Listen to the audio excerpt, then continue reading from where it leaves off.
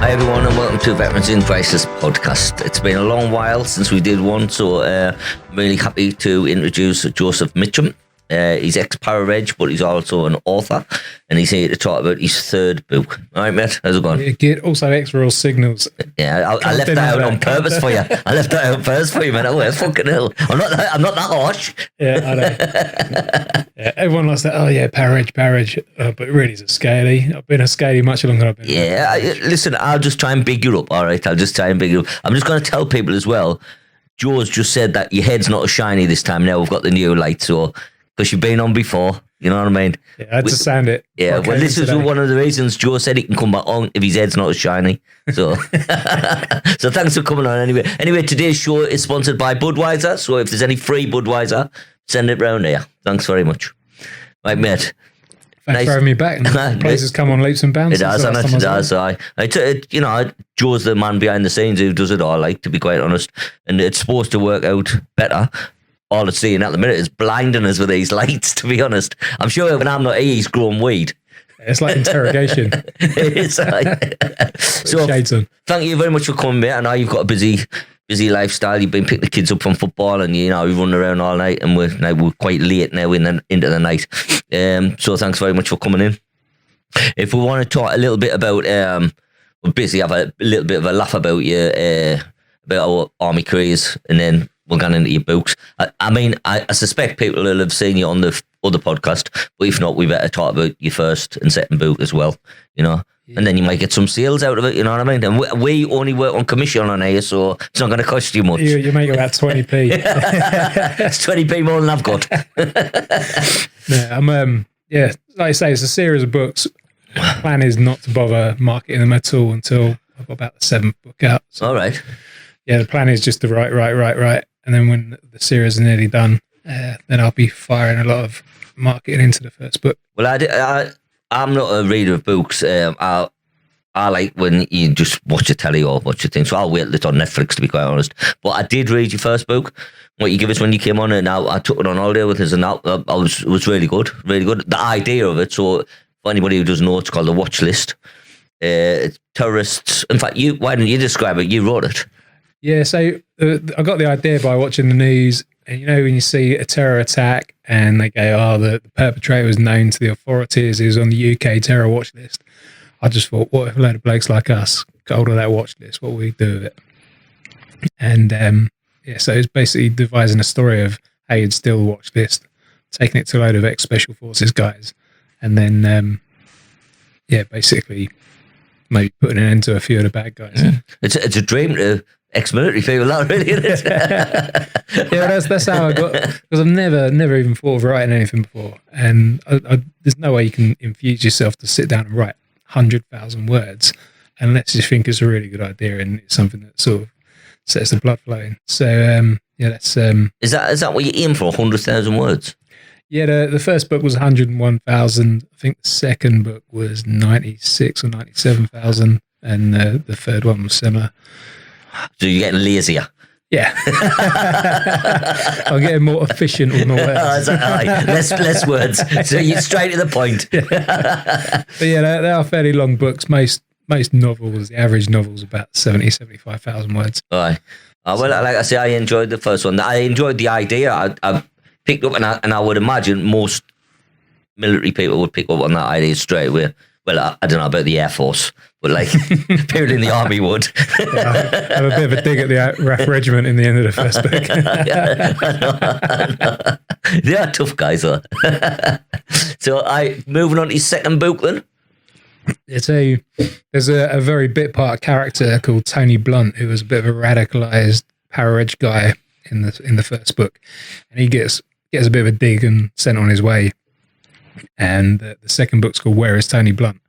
Cockney rhyme and slang? No. Well, yeah, I suppose it is really, because it's a complete you can say cunt, sorry. And so Tony Blunt disappears, and they realise they need to go and find him. And so the second story is basically them trying to track him down and get hold of this emerging terror network. At the same time trying to catch him before he does what he's going to do, because he's got a bit of a master plan on the go with a bit of an atrocity of his own. So that's the second book. And then the third book. Yeah, so Hitting Home, the emerging terror organisation kind of cottons onto the fact that there's a gang of these ex-squaddies trying to get hold of them. So they decide to sort of preemptive strike and hit back at them. So they start hitting members of the families of the gang that we're sort of following through the first two books. And that sort of leads them second half of the book, no spoilers, but up into Sunderland. So pretty much all the second half of the book's up in Sunderland. Yeah, and I think somebody quite famous is wrote in that book as well. Yeah, I was searching for a character and I found one. When you asked it, I was like, yeah. Like, I thought you were joking at first. Could you put me in it? And I was like, yeah, but only if I wear Adidas trainers. And you did. I did. I'd have been gutted if you put Nike Air on us. Yeah, got the gazelles in there. It did. I was buzzing. When you sent it up, I actually thought you were joking at first. And when you sent it, like, I was like, fucking hell, yeah, it's actually has done it. Yeah. So I thank you for that, because obviously that's never going to happen again in my life. That's cool. No, I had the red and white gazelles in there, and you're like, nah, that's a bit too Macam. Yeah. Made them green in the end. Yeah. See, green GTX. Because the Gore-Tex and the weather was bad. See, I'm always thinking. So it's centered all around Sunderland, isn't it? So people obviously from Sunderland reading it is going to pick up straight away of the way you use the road layout, the sort of the A1, 2, 3, 1, and you know what I mean, different things, and around I don't want to give too much away, but around the I use everywhere from the Roker Seafront through the High Street. Hendon gets quite a big mention in it because it's kind of based around an event. You'll remember the Tall Ships Races 2018 that I worked on for the Sunderland Council. I was just going to say, you worked on that, didn't you? So that's where all your information come from. Yeah. You just sucked it all in, didn't you? And you're thinking, later on, I'm writing a book about this. Yeah, so it was actually set in 2017, and it's not the Tall Ships Races, it's just a maritime festival, a load of tall ships there, but basically very similar event, and lots of visitors and a massive potential target for the terrorists. Well, I hope it goes well. Well, not the terrorist attack, I mean the book. Hi. So we'll be advertising that for you when putting it on our website and putting it on our podcast and the social media sites. So we'll put the picture on and everything of that. Hopefully get some sales for you. I'm going to have to send you some up because, again, my admin vortex tonight was... too busy, mate. Nothing in the back of the car. Normally I've got a box of books in the back of the car. You give us some signed copies of the first one, didn't you? Yeah, I'll do a couple of those. Nice. So do us one of the second and all, will you? So then I'll have the set. Yeah. The set of that I'm not going to read. I'm going to get someone to read them for us. I'll wait till you're rich and you pay somebody to do that talking one, because that costs a fortune, doesn't it? Audio book, yeah. I researched it after the second one. To do the two books, it was going to be 3,100 quid of a proper audio actor. So I'll tell everyone, I tried recording a paragraph of it myself on my phone recorder. And when I played it back, it sounded like David Beckham having a stroke. And I was like, no one is going to pay to listen to this. Some Liverpool fans probably would. So what's going on the rest of your life, mate, apart from busy doing writing?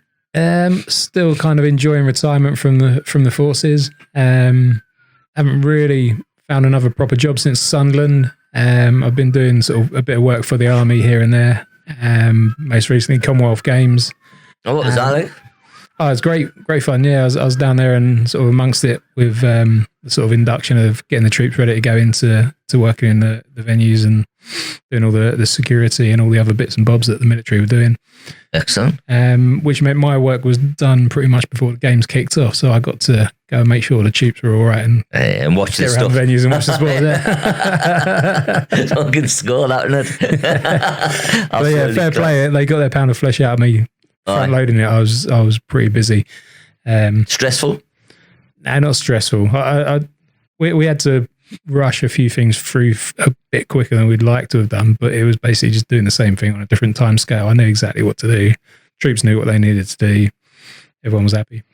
Good. I mean, I watched a little bit of it. I'm not a big athletics fan, but I watched a little bit just because it was in England, really, to be quite honest. Yeah, and Birmingham did a great job. Loads of athletes were actually military as well, so there's quite a few from different regiments taking part. That's always good when it comes on, isn't it? That would that spikes you in. Well, my interest spikes your interest straight away when they say, "Oh, the whatever regiment they're in." You think, "Well, I'll watch that one." Yeah, and it's even better that some of the regiments that were being represented were actually on the games as the like the assisting force. All right. So we, the military, managed to get those groups of soldiers off duty where they could to go and watch the sort of regimental brothers and sisters taking part. That's a kind of score, like, isn't it? Gleaming, yeah. It is really good, that, like. Never ever happened like that when I was in the fucking army. I was in the light infantry, like, so that's probably why. So going back to our time in the forces, so you started off in the signals, or you started off in the paras? Started para edge. I joined as just basically for the challenge, getting through P Company and getting into the paras. And then because I had my A-levels, once I got into battalion, the next challenge was to see if I could take that a bit further with the intellectual side and have a go at Sandhurst. So the paras sponsored me into Sandhurst, and came out the other end as a Royal Signals officer. You want to tell them if they watched the first one? Do you want to tell them about your medical problem? Oh, so I had didn't come to light, but it turns out I had a hole in the heart. You know what I mean? Just as one in four of us do. I was a bit tired, but was it? I was a hole in the heart. Yeah, I was wondering why. All the trainer, when you train for like your mile and a half, and you'd expect with the amount of training that you do for like elite forces, you'd be sub 8 minutes. I could never get it below sort of 8.5. No matter how hard I trained, and probably due to the fact that I had a massive hole in my heart, which was not enabling me to get the full pressure on the blood system, pumping everything around the body. And so hill sessions and anything sort of really high intensity, always struggled with. But if I have the hole in the heart stitched up, might improve a bit. It's just a mental story, isn't it? It's absolutely mental. Like, you think, why can I not do that? And that's because you got a hole in the heart. Yeah, and then the way I found out about it as well was because I failed my hearing test after the second Afghan tour, and you go in the box and you press the button and you fail it a couple of times. Then they send you to a hospital to just check if there's nothing like cancer on the ear canal or anything. So you have an MRI scan. And when the MRI came back, they said, "Oh, you've not got anything wrong with your ear canal, but you've got a shadow over your brain. You've had a stroke." So I thought they must be talking about some little pea-sized little black mark or something, but it was like a proper cloud all over the left side of the brain. And so then they investigated the heart from there, because a big cause of stroke in people sort of in the sort of middle age bracket is where a blood clot goes through the hole in the heart and up into your brain and then causes a stroke. And sure enough, that's... Can I just say, you are going to get through this podcast, aren't you? Because we're 4 floors up and I'm not carrying you downstairs. So just chuck me down the stairs and roll me. You've out the skylight, mate. Would you see jumped? There's no way I'm carrying you down there, like. No way. See, always helpful in here.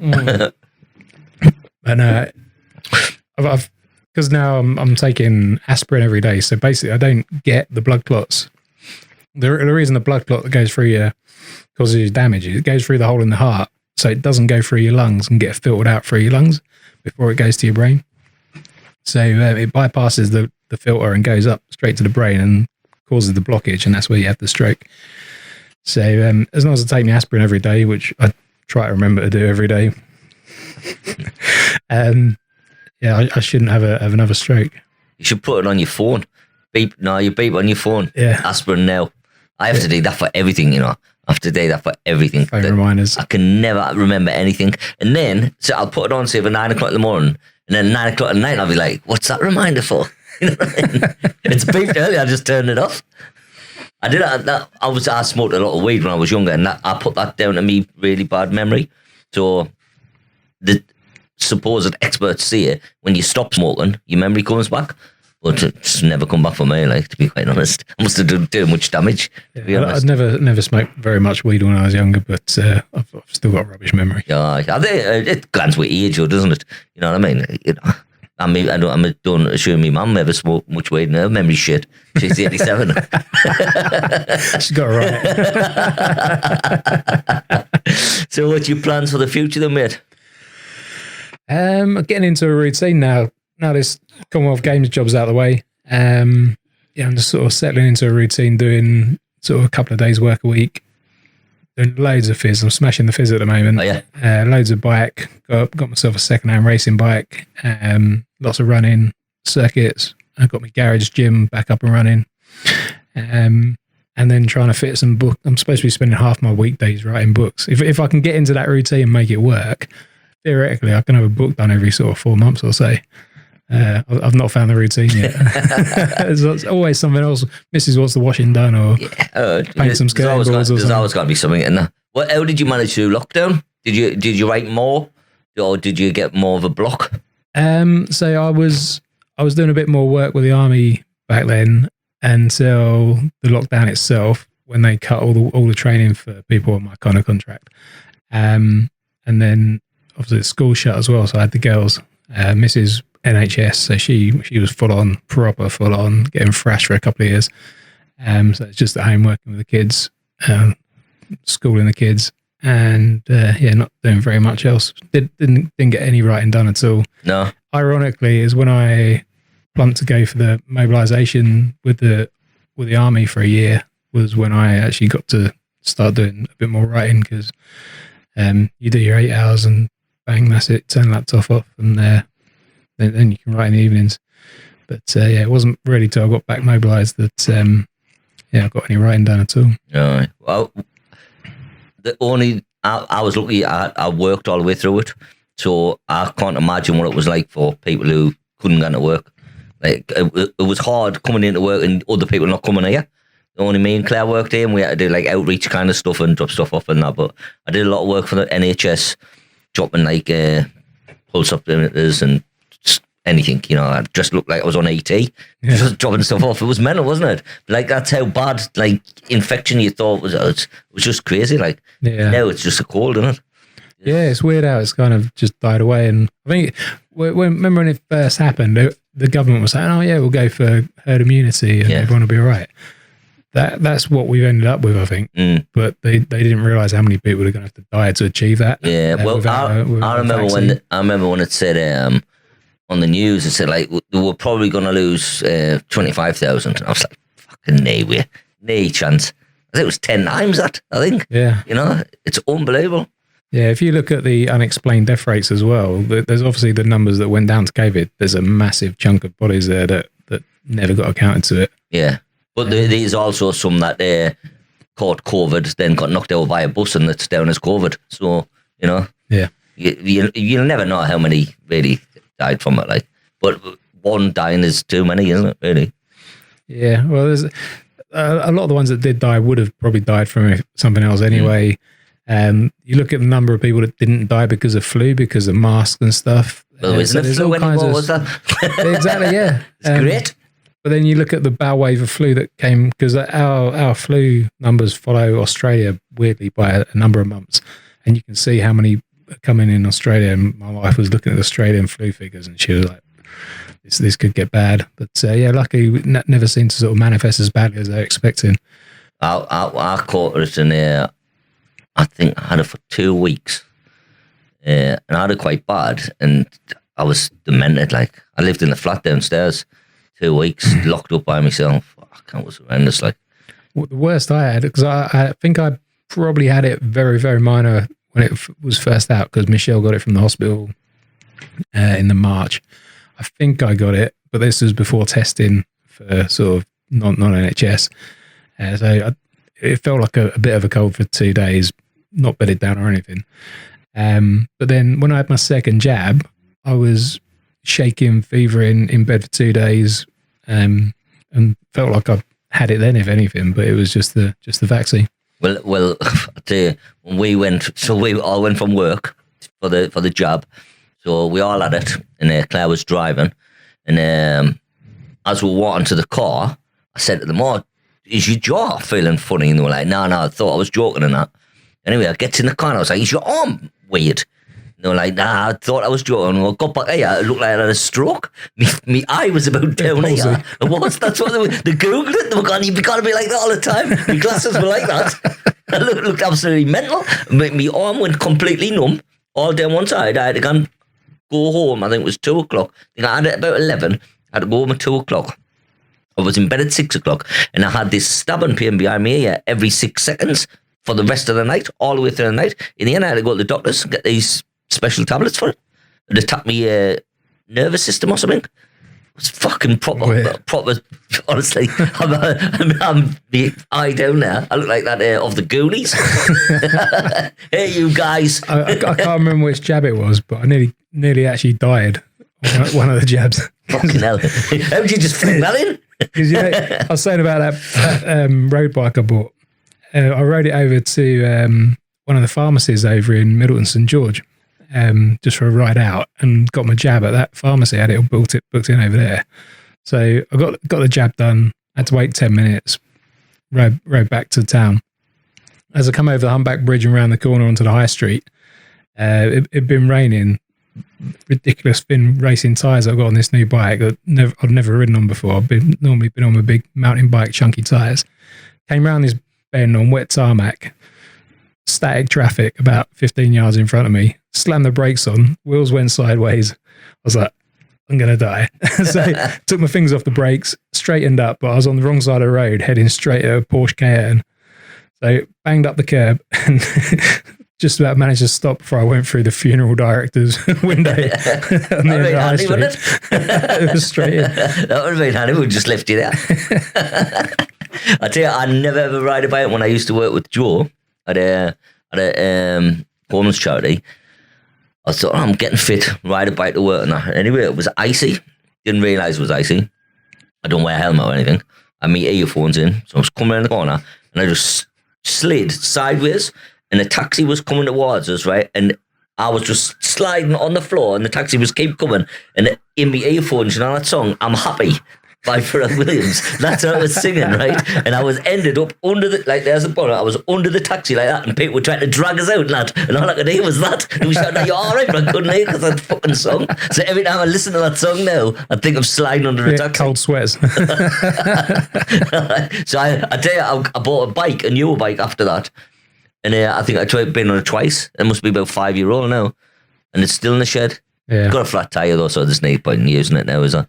No point. I just walk everywhere. It's safer. Yeah. Yeah, I'm determined not to let that happen with this one I bought. So it's not an expensive one or a flash one or anything. It's just functional. Right. I'm getting to the age now where my knees are going paratrooper standard. Yeah. You know. So you're fucking stroking, you're holding the heart. Now it's your knees.